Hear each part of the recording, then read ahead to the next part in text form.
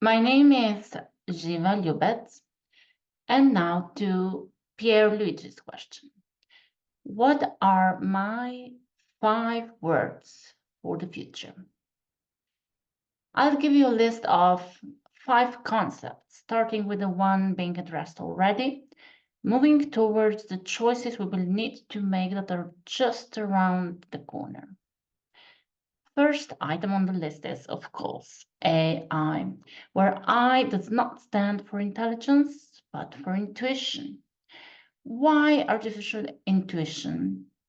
It is becoming more and more evident we are actually not so much interested in artificial intelligence that handles what we already know, but in an agency that can help us explore the unknown.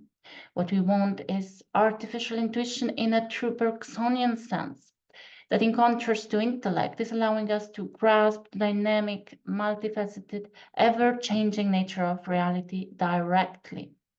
Intuition has always been extremely important for significant advances in science. Even the last great polymath, Henri Poincaré, influenced by Bergson, examined the role of his intuition in forming new conjectures in mathematics. It is therefore not surprising there are ever more attempts in the field of AI research to capture the force of intuition and to increase the rate at which scientific discoveries happen. The second issue from the list are hallucinating networks.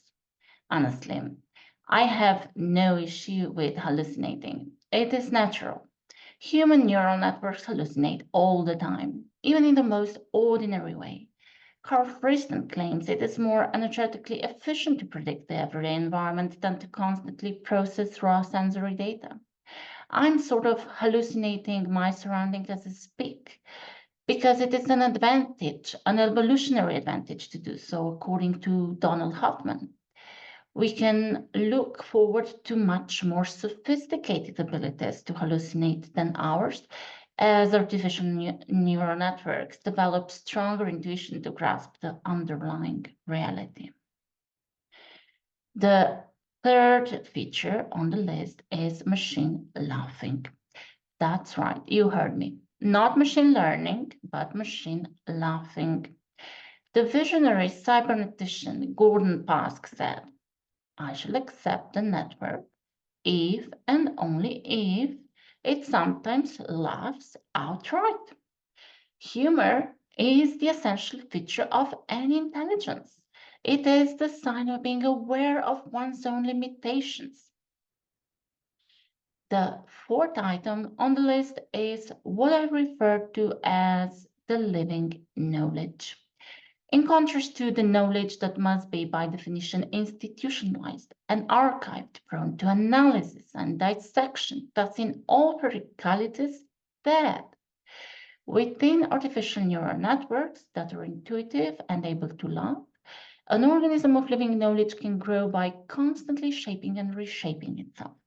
When a network evolves into an organism of living knowledge, there is no need to archive, there is no memory storage. As it was already suggested by Bergson, there is no point in searching for where memory is located in our human or artificial networks.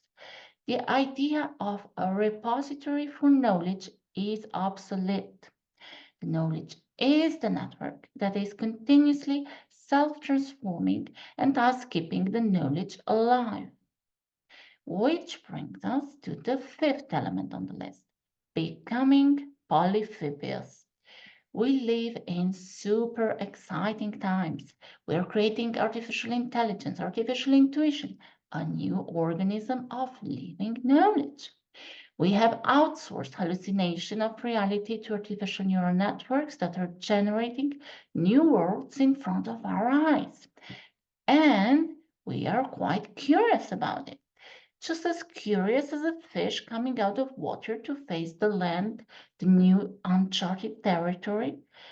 What can a fish do confronting the land of possibilities that it would need to adapt to? It could just forget about the new world and remain a fish, evolve its fishiness further. If it is an extremely curious fish, It could forget about the old world, the ocean, and become a human. But evolution invented another way, the path in between, the path of ambivalence, of becoming amphibious. Part-time fishy, part-time not. Amphibians can live in both worlds within one life cycle. So, what can a human do confronting not one, but many new synthetic worlds generated by the machine?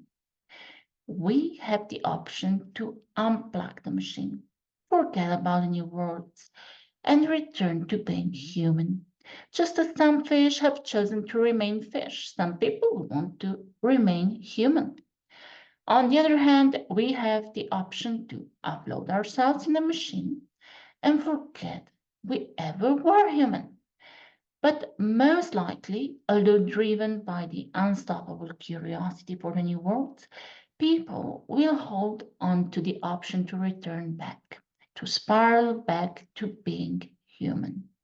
The choice of becoming polyphibious enables us to break out of one life cycle between two worlds and spiral among many.